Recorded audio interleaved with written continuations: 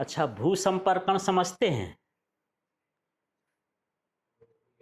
अच्छा, घर में अर्थिंग का नाम सुने हैं? अर्थिंग क्या होती है? वही भू संपर्कण है। नाम सुने हैं, पर ये प्रोसेस क्या है, करता क्या है, कई बार हम इसके गहराई में नहीं जाते तो नहीं जानते। ये मेरे पास एक सॉकेट है ना? 5 पिन सॉकेट बोलते हैं। यदि आपको कुछ चीज़ चलाना होता है तो ये 2 में डाल देते हो तो चल जाता है।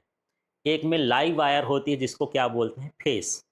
इसके पीछे यल लिखा होता है, समझना है, लाइव वायर। आपको यदि इसका कनेक्शन करना हो, पीछे तार जोड़ते हो तो ऐसे नहीं जोड़ देना। जो फेस की वायर होती है उसको किस में जोड़ना है, एल में, तो लाइव वायर हो गई। दूसरा हो गया न्यूट्रल हो गया, है ना, जो उसकी न्यूट्रल की वायर होती है। अब ये 2 वायर यदि आपको मिल जाए तो करंट तो चलता ही है ना, हर चीज़ चल जाएगा। फैन चलाओ, टीवी चलाओ, कूलर चलाओ, हर चीज़ चलाओ। तो फिर ये 5वां पॉइंट ये काहे को दिया है यार? ये किस काम का है? इसकी क्या ज़रूरत है? कुछ है आइडिया? अच्छा, प्लग में सपोर्ट के लिए कि गिरे ना? ये इसके लिए नहीं होता है। ये जो 5वां पॉइंट है, यही अर्थिंग है। यही क्या कहलाता है, अर्थिंग। खंभे से आप कितनी तारें लाते हैं? 2। घर के सप्लाई के लिए कितनी तारें लाते हो? 2। एक न्यूट्रल की होती है और एक किसकी होती है, फेस की होती है, जिसको लाइव वायर। तो एक फेस हो गया, न्यूट्रल हो गया। इतने से सारी चीज़ें चलती है। फिर इसकी क्या ज़रूरत है? तो देखो, बहुत सारी ऐसी चीज़ें होती हैं जो हमारे संपर्क में रहती हैं।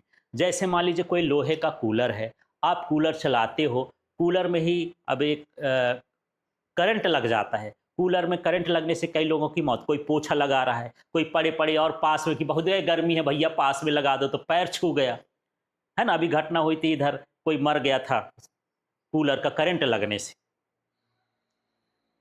और उसके मरने की वजह ये अर्थिंग न लगी रही होगी।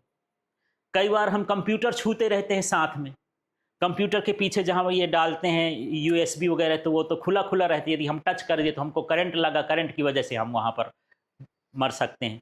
प्रेस करते रहते हैं तो प्रेस में भी छू के देखते हैं गर्म हुआ कि नहीं हुआ। अब मान लो उसमें करंट हुआ तो हम गर्म होने के पहले नरम हो जाएंगे यार, वो तो सारा मामला गड़बड़ हो जाएगा। ठीक है, तो अर्थिंग समझो, ये बहुत ज़रूरी है। कभी आप घर बनाना तो अर्थिंग ज़रूर लगवाना। अर्थिंग लगाते कैसे हैं, इसका काम क्या है, इसको समझते हैं। ठीक है, तो ये 2 तार कहाँ से आई? खंबे से, बिजली के खंबे से आई। अब इसको हम घर में अर्थिंग लगाते हैं। तो अर्थिंग का काम होता है कि जो एक्स्ट्रा आवेश होते हैं, जो एक्स्ट्रा करंट होता है अपने सर्किट में, उसको ले जाके कहाँ जा डाल देता है, ज़मीन में। जैसे मान के चलो कि यदि आप कूलर चला रहे हो और कूलर आपका मेटल का बना है, लोहे वोहे का बना है, टिन के चद्दर का बना है, और पानी भी उसमें गिरता रहता है, उसकी वजह से उसके पूरे बॉडी में क्या आ जाता है, करंट आ जाता है। कभी छोटे बच्चे कोई भी छुआ तो करंट की वजह से या तो गिरेगा या झटका लगेगा या मर भी जाएगा। ठीक है, तो कूलर 3 प्लग उसमें होना चाहिए। कितने प्लग होना चाहिए? 3। 2 तो इसमें अर्थ में जाएगा, वो उसमें न्यूट्रल में, एक किस में जाएगा, फेस में, एक जाएगा अर्थिंग में। यहाँ से हम तार ले जाते हैं और तार ले जा करके ज़मीन में हम अर्थिंग बनाते हैं। वो अर्थिंग क्या होती है, नीचे अ, इनके एक्स्ट्रा करंट को ले जाती है, क्योंकि उसका कनेक्शन कहाँ रहेगा, उसके बॉडी से रहेगा। कूलर के कहाँ से रहेगा, बॉडी से। थोड़ा सा कूलर बना दूं तब फिर आपको समझ में आए। मान लो ये कूलर ही है, इस तरह का ये है, ठीक है। ये पंखा वगैरह इसमें लगा है, ये पंखा वगैरह चल रहा है, ठीक है। इसके अंदर कनेक्शन आप कर दिए हो। इसमें से 2 तारें ये जो हैं खंभे से आई हैं। कहाँ से आई हैं, खंभे से। और एक तार जो है ये कहाँ से आई है, अर्थिंग से, जमीन में ये गड़ी हुई। ठीक है, इसको आप लगा दियो। अब क्या होता है, एक तार यहाँ से ये इसके बॉडी से कनेक्ट होकर इसमें जाती है, अर्थिंग में। कहाँ से जाती है, इसके बॉडी से। आप प्रेस चलाते हो तो प्रेस की बॉडी से, कंप्यूटर चलाते हो तो कंप्यूटर की बॉडी से, और ये इसका बॉडी से कनेक्ट हुआ। किससे कनेक्ट है ये बॉडी, किससे कनेक्ट है, अर्थिंग से। किससे कनेक्ट है, अर्थिंग से। अब मान लो ये फेस की तार है, अब इसके कारण पूरे बॉडी में करंट आ गया, तो वो करंट इसकी सहायता से कहाँ चला जाएगा, जमीन में चला जाएगा। जब आप छुओगे तो करंट लगेगा, झटका लगेगा, लेकिन आपको छोड़ देगा, बहुत देर तक नहीं पकड़ा रहेगा, ठीक, और आप बच जाओगे। इसलिए अर्थिंग लगाना बहुत जरूरी होता है। ठीक है, अब ये अर्थिंग बनाते कहते, समझ में आ गया। इसी तरह का तो सीधे सीधे अर्थिंग का कनेक्शन जो आप अप्लायंस चलाते हो, जो डिवाइस चलाते हो, उसके किससे रहता है, बॉडी से। उसके बॉडी से टच कर देते हैं, समझ में आया।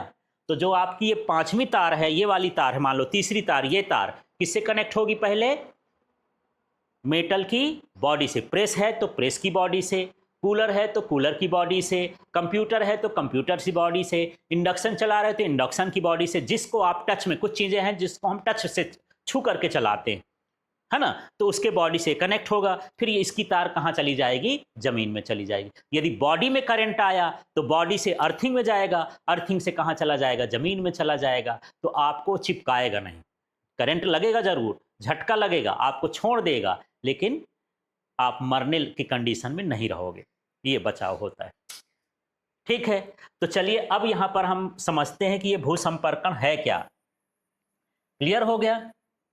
तो अभी भी यदि नहीं लगा हो तो आपको लगाना है। और कई बार जब आप घर में कंप्यूटर वगैरह लगाते हो, बहुत सारी चीज़ें लगाते हो, तो जब इंजीनियर आता है, यदि यह मेरा ये टीवी लगा है, इसके लिए भी उसको अर्थिंग चाहिए था कि बिना अर्थिंग के मैं न लगाऊंगा, क्योंकि कभी कभी यही करंट भर नहीं आता, जो बिजली चमकती है वो बिजली चमक इसको कैच करता है, और कैच करने के बाद इसके नीचे फिर जाने की जगह नहीं होती, इसी को फोड़ देता है। आपके कंप्यूटर, इसके कैपेसिटर फूट जाते हैं। बहुत सारी जब बिजली गरजती है तो कई बार आपके कंप्यूटर वगैरह ये सारे ब्लास्ट हो जाते हैं, चिंगारी जैसे निकलती है।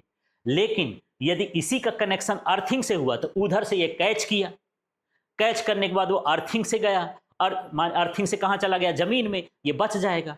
पुराने समय में आप कई बार टीवी चलाते हो तो टीवी किससे चला रहे हो? डिस्क से। डिस्क छतरी लगी होती है, डिस्क माने छतरी।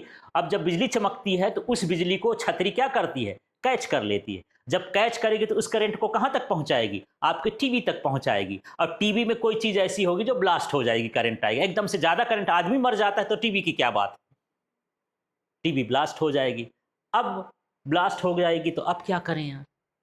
उस टीवी का कनेक्शन भी किससे करो? अर्थिंग से कर दो। तो जब इसमें करंट आएगा वो सीधे सीधे उससे कहाँ चला जाएगा? जमीन में चला जाएगा, कोई दिक्कत नहीं। पुराने समय में जब बिजली उजली गिरती थी तो बोले टीवी भी बंद कर दो, क्योंकि यदि छू दिए उस समय उसको करंट भी लग सकता था, तेज बिजली गिरती थी। कई बार मोबाइल यूज ना करना चाहिए बिजली गिरते समय, मोबाइल भी कैच कर सकता, पता चला झटका लग गया आप। हालांकि ऊपर प्लास्टिक लगा रहता है, कुछ मेटल बॉडी में भी रहता है, तो दिक्कत हो सकती है। ठीक है, तो चलिए यहां पर समझते हैं कि भूसंपर्कण है क्या। तो भूसंपर्कण को अंग्रेजी में क्या बोलते हैं? अर्थिंग। और अर्थिंग लोग ज्यादा समझते हैं, भूसंपर्कण थोड़ा कम समझते हैं। नाम में ही है, भू से संपर्क करना। भू माने क्या होता है? जमीन। तो इसमें क्या होता है कि ये आवेशों को जमीन से क्या करती है? साझा करती है। अब बनाते कैसे? घर में बड़े आराम से आप बना सकते हो। मेरे बराबर गड्ढा कर देना 5-6 फीट का, ठीक है, गड्ढा कर देना। गड्ढा करने के बाद आपको क्या करना है? सबसे नीचे कॉपर की प्लेट, चौड़ी सी एक प्लेट आती कॉपर की, इलेक्ट्रिक वाले दुकान में मिल जाती है ना। तो क्या करना है? कॉपर की प्लेट लगाना है।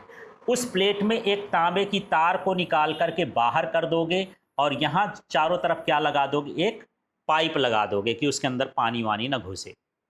कॉपर की प्लेट के चारों तरफ हम कोयला डालते हैं, नमक डालते हैं। ये जो गड्ढा किए हो ना, अब गड्ढे को भांठना भी है। पहले कॉपर प्लेट डाले, कॉपर प्लेट से एक तार निकाले, उस तार को कवर करने के लिए क्या लगा दिए हो? कॉपर का पाइप लगा दिए हो। क्या लगा दिए हो? पाइप। ठीक है, अब इस गड्ढे को भांठना है, भरना है। तो जहां कॉपर प्लेट लगाए हो वहां पर कोयला होना चाहिए, चारकोल। माने कोयला क्या है? लकड़ी को आप जलाते हो, जलाने के बाद वो राख न बनने पाए, कोयला कोयला हो जाए तो उसको आप कर लो, वो क्या कहलाया? चारकोल। और नमक है, डर्रा वाला ठर्रा वाला, समझते हो? उस नमक को इसमें मिला करके डाल दो कुछ दूर तक, यहाँ तक। इसके बाद ऊपर से मिट्टी भर दो। अब ये अर्थिंग बन गई। अब इसका जहां जहां आपके ये 5 पिन प्लग वाला कनेक्शन हो, ऐसे वाला, है ना, उसमें आप इसको जोड़ते जाओ, आगे बढ़ाओ, फिर जोड़ते जाओ, फिर आगे जितने आपके बोर्ड लगे हों सारे में इसकी सप्लाई कर दो। जब भी कोई चीज इसमें 3 पिन वाला लगाओगे, है ना, वो उसमें जाके रहेगा। कुछ में आप देखते होगे, कुछ अप्लायंसेस में 3 ठो पिन लगा रहता है, और कुछ में 2 ही से काम चलता है। जैसे एक मेरे पास कूलर है प्लास्टिक का, उसमें 2 ही है, क्योंकि उसकी बॉडी क्या है? प्लास्टिक की है। करंट आउगे करेगा तो जाएगा कहाँ? प्लास्टिक में तो करंट बहता नहीं। लेकिन आप जो है कूलर मेटल वाला ले लो, कितने पिन होंगे? कितने पिन होंगे? कंपनी वाला 3 पिन देता है, सुरक्षा तुम्हारी रखता है। तुम अपने घर में सप्लाई नहीं करो तो क्या मतलब को 3 पिन लगाने, है ना। तो इस तरह से ये 3 पिन का सिस्टम बना रहता है। और जब प्रेस वाले जाओगे, प्रेस में अक्सर आप देखोगे बाजार से लेने जाओ कितने पिन रहेगा, 3 पिन रहेगा। ठीक है, कई बार आप जो है ये चार्जर लेने जाते हो तो चार्जर में भी क्या होता है, 3 पिन। कभी हो सकता है कि उसके कारण करंट आ जाए, आप तो यहाँ खोस रहे हो, पता चला उसी में ज़्यादा करंट है, छू गया उधर तो आप निपट जाओ। तो ऐसे करंट को उसके सप्लाई कहाँ कर देते, अर्थिंग में, आपको करंट नहीं लगेगा। ये सारी चीज़ें रहती हैं। ठीक है, तो इससे क्या होता है, देखो तांबे की प्लेट को भूमि के अंदर गाड़ कर, ये गाड़ दिए तांबे की प्लेट को, है ना, इससे तार निकाल कर, ये तार निकाल दिए, वैद्युत उपकरणों से जोड़ा जाता है। इसके सहारे हम वैद्युत उपकरण को, टीवी चला रहे हो, कंप्यूटर चला रहे हो, मोबाइल चला रहे हो, या फिर प्रेस चला रहे हो, कूलर चला रहे हो, उनके साथ इसको क्या करते हैं, जोड़ देते हैं। ठीक है, तो जोड़ा जाता है, जिससे विद्युत शॉक के समय आवेश कहाँ चले जाते हैं, कहाँ चले जाएंगे, पृथ्वी में, और वैद्युत उपकरण आपके क्या रहेंगे, सुरक्षित। आप भी सुरक्षित रहेंगे, वो उपकरण भी क्या होता है, सुरक्षित रहता है। ठीक है, अब आपने मोबाइल का चार्जर जो है यहाँ पर प्लग में लगा दिया और साथ में यहाँ पर मोबाइल को चार्ज कर रहे हैं आप। ठीक है, अब बिजली चमकी, मोबाइल उस बिजली को कैच कर लिया तो मोबाइल फूट सकता है। लेकिन आप चार्ज कर रहे हो तो क्या होगा, ये जो तीसरी वाली तार है, यहाँ से तीसरी वाली तार है, इसके बॉडी से कनेक्ट होगी, जो एक्स्ट्रा बिजली होगी ये इससे कनेक्ट है, किससे, इससे, और ये कहाँ चली जाएगी, नीचे। आपका ये सुरक्षित रहेगा, ना आपको करंट लगे ना उसको नुकसान होगा। इस तरह से अर्थिंग होती है। तो अर्थिंग का आइडिया समझ में आ गया। तो चलो मैं पूछूं कि अर्थिंग बनाओगे कैसे, क्या करोगे। सबसे पहले 1, 3, 4 फीट 5 फीट का क्या करोगे, गड्ढा करेंगे। फिर क्या लोगे, हाँ, कॉपर की प्लेट। ये कॉपर की प्लेट ये डिपेंड करता है कि आप कितनी जगह पर कितनी बड़ी सप्लाई देना चाहते हो, है ना। जैसे मुझे घर में ही करना है तो मैं 1 बाई 1 की ले लिया, 1 फीट लंबी 1 फीट चौड़ी। कोई 10-20 मंजिल का मकान है तो मैं थोड़ा ज़्यादा चौड़ा ले लूँगा, वो डिपेंड करता है। और जब कुछ ना मिले तो एक लोहे गाड़ देना, गांव में लोहे गाड़ करके अर्थिंग बना लेते हैं, है ना। राड हो, राड को ऐसे गाड़ो, कोयला वोयला डालो, पानी डालो, अर्थिंग तैयार हो गई। पर उससे थोड़ा खतरा रहता, छोटे मोटे घर के लिए ऐसा कर सकते हो। ठीक है, तो तांबे की प्लेट ले लिए। फिर क्या करोगे, तांबे की प्लेट से एक छूते हुए क्या निकालोगे, तार, और तार को सभी बोर्ड में क्या करोगे, सप्लाई में जाने दोगे। ठीक है, फिर उस तार के चारों तरफ एक क्या लगाओगे, पाइप। ठीक है, वो पाइप क्या है, कॉपर का हो सकता है, या फिर प्लास्टिक का भी लगा सकते हो, या फिर जीआई पाइप भी लगा सकते, कोई दिक्कत नहीं, इस तार की सुरक्षा के लिए। ठीक, फिर क्या करोगे, कोयले का और नमक का मिश्रण भरोगे। ठीक है, 1-2 फीट मिश्रण भर दोगे जहां प्लेट है उसके आसपास। इसके बाद फिर उसके ऊपर से क्या लगा दो, भर दोगे मिट्टी। बस अर्थिंग तैयार हो गई। इतना तो अर्थिंग तैयार करना है। और इसी को लिखना है कि तांबे की एक कॉपर की प्लेट को, तांबे की प्लेट को जमीन के अंदर गाड़ देते हैं, उससे तार निकाल देते हैं, तार को विभिन्न अप्लायंस उपकरणों से जोड़ देते हैं, और इसके नीचे चारकोल और इसका मिश्रण भर देते हैं। तो इसे हम क्या कहते हैं, अर्थिंग। ठीक है,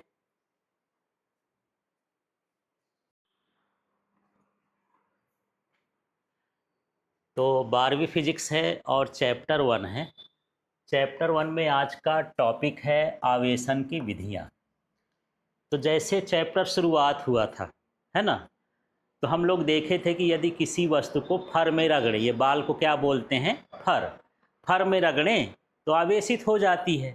तो क्या रगड़ने से ही आवेशित हो सकती है, कोई और विधियां नहीं है ना। तो आवेशन की और भी विधियां हैं, उन विधियों को समझते हैं। तो यहाँ पर जो सबसे पहली विधि है, ये कैसी विधि होती है, घर्षण विधि। कौन सी विधि है, घर्षण। और घर्षण का मतलब होता है दो वस्तुओं को आपस में रगड़ना, है ना। जैसे मान के चलो ये मेरे पास पेन है और इस पेन को मैं फर में रगड़ूं, बाल में रगड़ूं, तो ये आवेशित हो जाती है। आवेश पता करने का मैं 2 तरीका बताया हूँ। इसके पहले आप स्वर्णपत्र विद्युतदर्शी पढ़ें, है ना। एक यंत्र होता है जिसमें हम उस वस्तु को टच करते हैं तो उसके स्वर्णपत्र फैल जाते हैं, तो पता चलता है कि आवेश है कि नहीं है। इसके लिए आप मेरा पुराना वीडियो देख सकते हो, स्वर्णपत्र वाला। ठीक है, इसके पहले का वीडियो। दूसरा तरीका होता है कि यदि आपके पास सूखी सूखी घास फूस हो, हल्की हल्की, है ना, और या फिर कागज के छोटे छोटे टुकड़े हों, आप इसको रगड़ो, उन टुकड़ों के पास ले जाओगे तो इसमें क्या होगा, वो चिपक जाएगा। इससे पता लगा सकते हैं, ठीक है, कि आवेशित हुआ कि नहीं हुआ। तो जब भी आप दो वस्तुओं को आपस में रगड़ते हैं तो वस्तुएं क्या हो जाती हैं, आवेशित हो जाती हैं। अब ये दो वस्तुएं कौन कौन सी हो सकती हैं? एक मैं सीरीज बताया था, कुछ चीज़ों को नाम बता दो, जैसा क्या हो गया, कांच, और क्या होता है, प्लास्टिक, और क्या होता है, एबोनाइट। ये कच्ची रबर होती है ना, हार्ड कर देते हैं तो एबोनाइट हो गया। और क्या हो गया, रबर हो गया, ये फर हो गया, ऊन हो गया, है ना। इसके साथ यहाँ पर क्या हो गया, रेशम हो गया। ऐसी जो ये वस्तुएं हैं ये विद्युत रोधी हैं। यदि इनको आपस में रगड़ देते हैं तो ये क्या हो जाती हैं, आवेशित हो जाती हैं।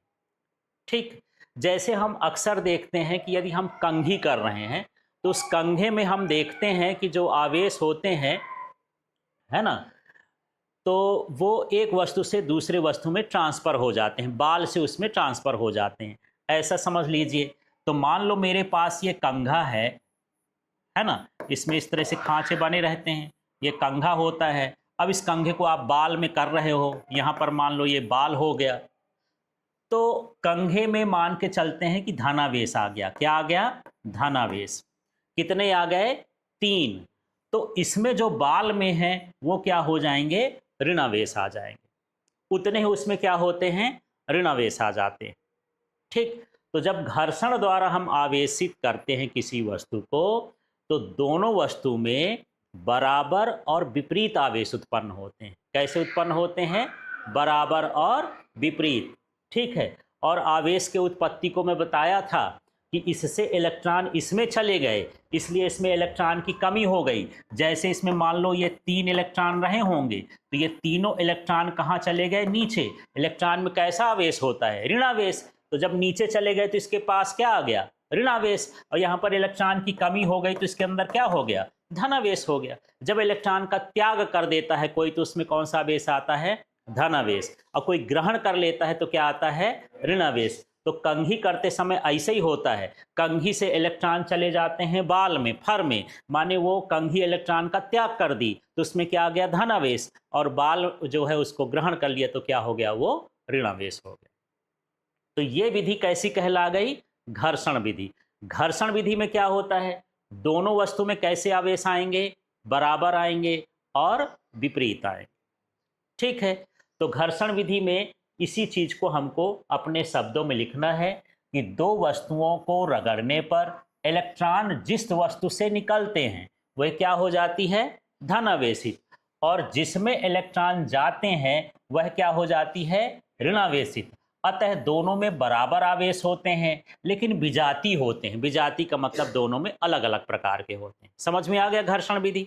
तो चलिए एक बार फिर से बात करते हैं। घर्षण विधि में कितनी वस्तुएं होंगी, 2। दोनों को क्या करोगे, आपस में रगड़ोगे, जिससे आवेश निकल जाएंगे वो कैसी हो जाएगी, धनावेशित। और जो आवेश को ग्रहण कर लेगा वो कैसा होगा, ऋणावेशित। इस तरह दोनों वस्तुएं क्या हो गई, आवेशित हो गई। इसमें कितनी वस्तुएं आवेशित होती हैं, दोनों वस्तुएं आवेशित होती हैं। और दोनों में क्या होता है, बराबर प्रकार के आवेश होते हैं और विपरीत होते हैं। यदि एक में ऋण है तो एक में धन है। तो मुझे बताना कि यदि मैं इस पेन को बाल में रगड़ता हूं तो इसमें 10 धनावेश आ गए तो बाल में कितने ऋणावेश आए, 10 ही ऋणावेश आएंगे कि धनावेश आएंगे, ऋणावेश आएंगे। विपरीत प्रकार के आवेश आते हैं। क्लियर हो गया, घर्षण विधि समझ में आ गई। चलिए अब हम बात करते हैं, यहां पर ये कौन सी विधि हो गई, चालन विधि। अब चालन विधि से भी हम किसी वस्तु को आवेशित कर सकते हैं यदि उसमें आवेश नहीं है तो। पर चालन विधि से हम करेंगे क्या, इसमें जरूरी रहता है कि एक वस्तु कैसी हो, आवेशित हो। जैसे मान के चलो कि इस वस्तु में कोई आवेश नहीं है, इस वस्तु में कोई आवेश नहीं है। अब मैं इसको आवेशित करना चाहता हूं पर रगड़ना नहीं चाहता, इसको रगड़ना नहीं चाहता, तो मैं क्या करूंगा, इसको इसमें टच किया ऐसे ऐसे करके। ठीक है, इसमें क्या हो गया, आवेश आ गया। इसमें क्या हो गया, आवेश। अब मैं इसको इसमें टच कर दूंगा तो इसके आवेश किस में चले जाएंगे, इसमें चले जाएंगे। तो एक हो गई आवेशित वस्तु और एक क्या हो गई, अनावेशित वस्तु। इसमें दो वस्तुएं हैं, कौन कौन सी, एक आवेशित और एक क्या होगी, अनावेशित। जब दोनों को टच करेंगे तो इसके आवेश उसमें चले जाएंगे। अब क्वेश्चन होता है पूरे के पूरे चले जाएंगे, वो मात्रा पर डिपेंड करता है, इसके आवेश की मात्रा घट जाएगी। थोड़ा सा मैं ऐसे समझाऊं तो आपको समझ में आ जाएगा। मान लो मेरे पास ये क्षण है, ठीक है, इसके अंदर ये धनावेश है। कितने हैं यार, मैं बनाते जा रहा हूँ, गिनती करके बताओ तो 1 2 3 4 5 6 7 8 धनावेश हो गए। कितने हो गए, इसमें +8 धनावेश। ये कौन सी क्षण कहला गई, आवेशित। ये क्षण कौन सी कहला गई, आवेशित। समझ में आया। अब मेरे पास दूसरी क्षण है लेकिन इसमें कोई आवेश नहीं है, इस क्षण का नाम क्या होगा, अनावेशित। जिसमें कोई आवेश ना हो उसको क्या बोलेंगे, अनावेशित। अब मैं चाहता हूं कि ये आवेशित हो जाए लेकिन मुझे रगड़ना नहीं है। कौन सा ऐसा तरीका हो सकता है कि इसको आवेशित कर दूं, तो मैं क्या करूंगा, इसको ले जाके इसमें टच करा दूंगा। छुआ दिया, टच करा दिया, है ना। जैसे टच कराऊंगा तो कुछ आवेश, जैसे मान लो ये 3 ठो आवेश इससे निकल करके इसमें चले गए, तो ये भी अब क्या हो गई, आवेशित हो गए। पर इसमें आवेश की मात्रा घटी की बढ़ी, घट गई। दूसरा हम देख रहे हैं कि दोनों में कैसे आवेश होते हैं, एक जैसे। यदि इसमें प्लस है तो इसमें भी प्लस ही आएगा, इसमें माइनस है तो इसमें भी माइनस ही आएगा।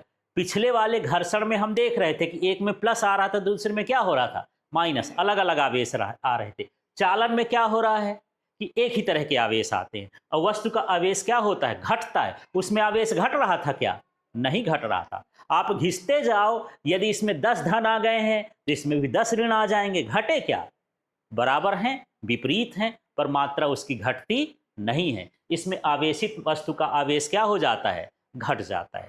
इस विधि को हम क्या कहते हैं, चालन। तो सीधे सीधे पढ़ देना है कि जब आवेशित वस्तु को अनावेशित वस्तु से संपर्क कराते हैं या स्पर्श कराते हैं तो आवेशित वस्तु के आवेश अनावेशित वस्तु में चले जाते हैं।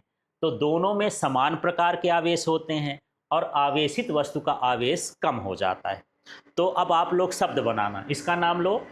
जब आवेशित, बोलो तो आवेशित वस्तु को फिर अनावेशित वस्तु से क्या करते हैं, संपर्क कराते हैं, तो आवेशित वस्तु के आवेश अनावेशित वस्तु में चले जाते हैं, ठीक है, जिससे इसके आवेश का मान कम हो जाता है, ठीक है। और दोनों में समान प्रकार के आवेश होते हैं, है ना, उनकी प्रकृति एक है जैसी होगी। ऋण टच कराओगे तो ऋण आएगा और धन टच कराओगे तो क्या हो जाएगा, धन आ जाएगा। तो ये चालन विधि समझ में आ गई। तो इसको यही लिखेंगे, आवेशित वस्तु को अनावेशित वस्तु के संपर्क में रखने पर आवेश अनावेशित वस्तु में चले जाते हैं। आवेशित वस्तु का आवेश क्या हो जाता है, कम हो जाता है। और दोनों में सजातीय आवेश होते हैं। सजाती माने एक ही जैसे। यदि ऋण लाएंगे तो ऋण ऋण होगा, धन लाएंगे तो धन धन रहेगा। ये चालन वाला समझ में आ गया, ठीक है। तो इस तरह से ये चालन होता है।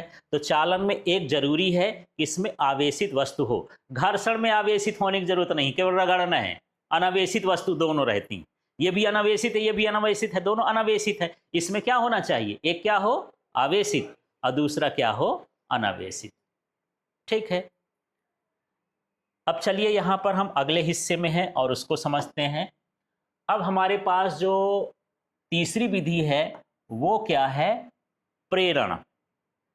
प्रेरण वो होता है जो किसी के संपर्क में बिना आए उसको प्रभावित कर दे, उसको क्या कहते हैं, प्रेरण।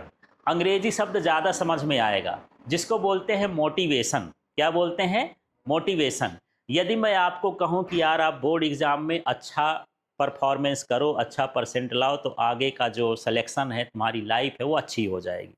ये कुछ ऐसे मोटिवेशन वाले शब्द बोल दिए। अब पढ़ना है आपको है, मेरा काम क्या है, बोलना है।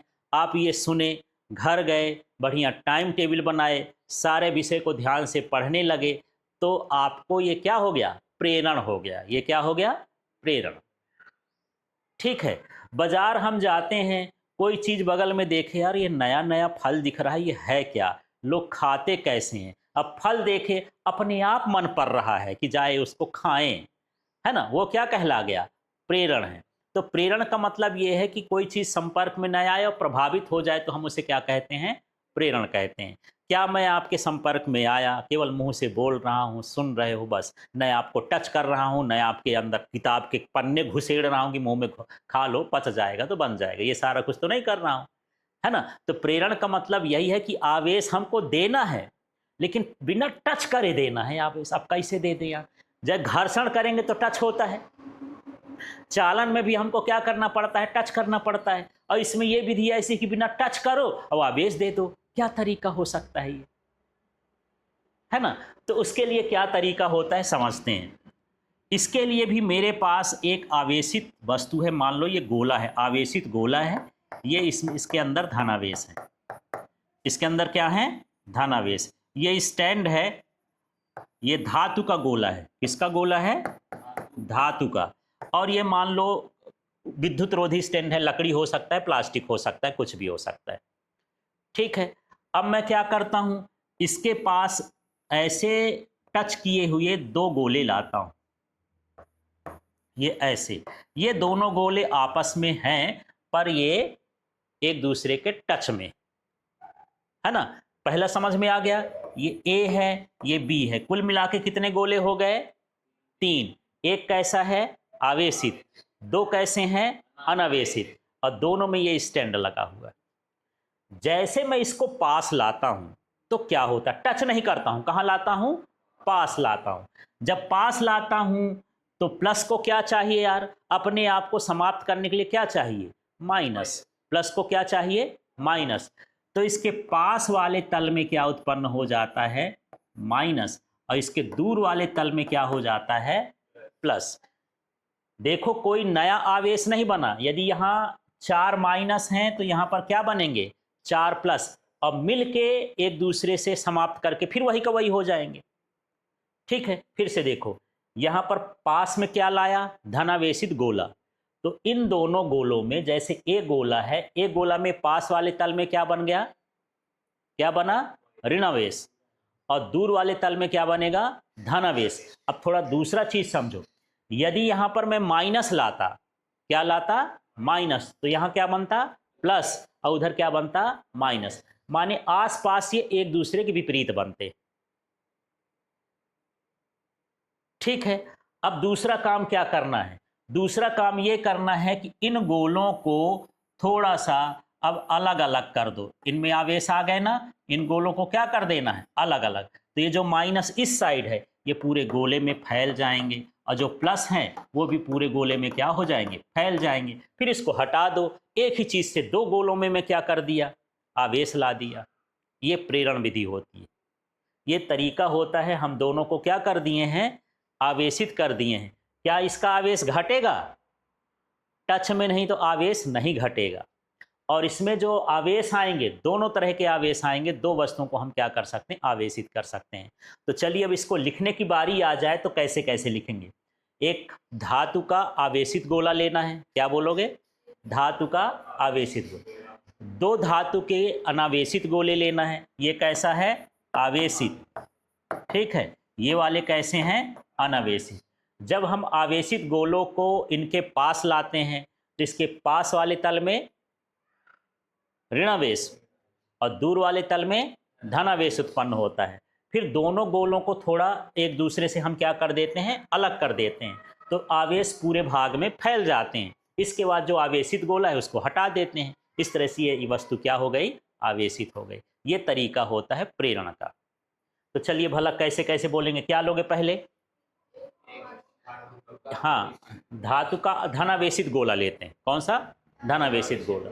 फिर क्या करते हैं, हाँ, 2 अनावेशित गोले लेते हैं, है ना, जो आपस में क्या है, संपर्क में रखे हुए। फिर क्या करेंगे इसको, हाँ, कौन सा, आवेशित गोले को इनके पास ले जाएंगे, तो क्या होगा, ए गोले में या पास वाले गोले में क्या होगा, ऋणावेश, और दूसरे वाले गोले के दूसरे तल में क्या होगा, धनावेश उत्पन्न होगा। फिर इन दोनों गोलों को हल्का सा क्या करेंगे, अलग करेंगे, पृथक कर देंगे। फिर इस गोले को, जो आवेशित गोला, इसको हटा देंगे तो इस तरह से वो दोनों वस्तुएं क्या हो गई, आवेशित हो गई। इसमें आवेशित वस्तु का आवेश नहीं घटता है। पहला क्या हो गया, इसका आवेश घटेगा नहीं घटेगा। दूसरा, इसमें जो है बराबर और विपरीत प्रकार के आवेश इसमें आ सकते हैं। ठीक है, तो इस विधि को हम क्या कहते हैं, प्रेरण विधि। तो देखो, आवेशित वस्तु को कहाँ लाएंगे, अनावेशित वस्तु के पास। ये आवेशित वस्तु हो गई, अनावेशित वस्तु के कहाँ लाना है, पास। संपर्क में नहीं लाना है, कहाँ लाना है, पास में। ठीक है, तो उसके पास वाले तल में विपरीत प्रकार का, पास वाले तल में ये देखो, ये तो अनावेशित वाले के पास वाले तल में कैसा हुआ, विपरीत प्रकार का, और दूर वाले तल में कैसा हो जाता है, समान प्रकार का आवेश उत्पन्न होता है। जैसे प्लस लाए तो पास वाले में विपरीत प्रकार का क्या हुआ, माइनस, और दूर वाले तल में समान प्रकार का क्या हो गया, धन। यदि यहां पर माइनस लाओगे तो यहां पर क्या होगा, प्लस, और यहां पर क्या हो जाएगा, माइनस हो जाएगा।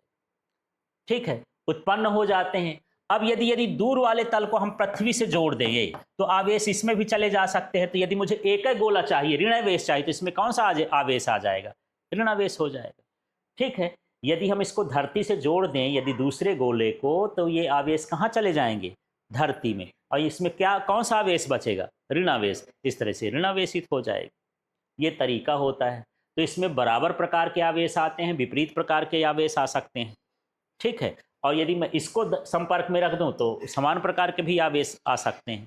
तो इस तरह से यहाँ पर 3 विधियां हैं जिससे हम आवेशों को क्या कर सकते हैं, किसी वस्तु को आवेशित कर सकते हैं। तो चलो थोड़ा सा रिवाइज करते हैं। घर्षण विधि में क्या करोगे, 2 वस्तुओं को आपस में रगड़ेंगे तो क्या होगा, दोनों वस्तु आवेशित होंगी, लेकिन उसमें कैसे आवेश आएंगे, विपरीत प्रकार के होंगे। आवेश की मात्रा कैसी रहेगी, समान रहेगी, एक जैसे रहेगी घर्षण में।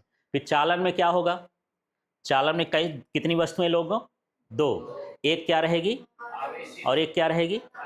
फिर क्या करोगे, आवेशित वस्तु को अनावेशित के संपर्क में रखेंगे तो क्या होगा, आवेशित वस्तु के आवेश इसमें चले जाएंगे, अनावेशित में, वो भी आवेशित हो जाएगी। दोनों में समान प्रकार के आवेश रहेंगे और इसका आवेश का मान क्या हो जाएगा, घट जाएगा। ठीक है, तीसरा हम प्रेरण की बात करते हैं। तो जैसे मान के चलो, प्रेरण में ये है कि ये मेरे पास आवेशित वस्तु है, ये अनावेशित वस्तु है, इसको टच नहीं कराना है, इसके कहाँ ले जाना है, पास। जब पास ले जाओगे तो पास वाले तल में कैसे आवेश होंगे, विपरीत प्रकार के। कैसे होंगे, विपरीत प्रकार के। जैसे प्लस ले जाते हो तो इधर की ओर क्या उत्पन्न होंगे, माइनस, और पीछे की ओर क्या हो जाएंगे, प्लस। माने पास वाले तल में समान प्रकार के और दूर वाले तल में विपरीत प्रकार के आवेश उत्पन्न होते हैं। अब यदि मैं इसको पृथ्वी से जोड़ दूं तो क्या होगा, जो उसके आवेश होंगे कहाँ चले जाएंगे, पृथ्वी में, और इसमें आवेश बचे रहेंगे। तो इस तरह से इस वस्तु को भी क्या कर सकते हो, आवेशित कर सकते हो। ठीक है, तो ये 3 तरीके हैं। यदि जैसे मैं अभी बता रहा हूं, तो यदि मैं इस तरीके से इसको बना दूं लिखने के हिसाब से, तो ये इस तरह से हो जाएगा, समझ लेना। ठीक है, फिर से देख लेते हैं इसको। ये हो गया, कौन सा गोला हो गया, आवेशित गोला हो गया। ठीक है, ये गोला कैसा है, अनावेशित। इसको पास लाओगे तो पास वाले तल में कौन सा आवेश, विपरीत प्रकार का। तो प्लस का विपरीत क्या होता है, माइनस। यहाँ माइनस उत्पन्न हो गया। दूर वाले तल में क्या होगा, समान प्रकार का, ये समान प्रकार का आवेश हो गया। अब मुझे क्या करना है, दूर वाले तल को किससे जोड़ देना है, पृथ्वी से। ये आवेश कहाँ चले गए, पृथ्वी में। अब इसमें आवेश शेष बच गए। तो ये धन वाला लाए थे, इसमें कैसा आवेश हो गया, ऋण आवेश उत्पन्न हो जाएगा। ठीक है, इस तरह से ये प्रेरण विधि होती है।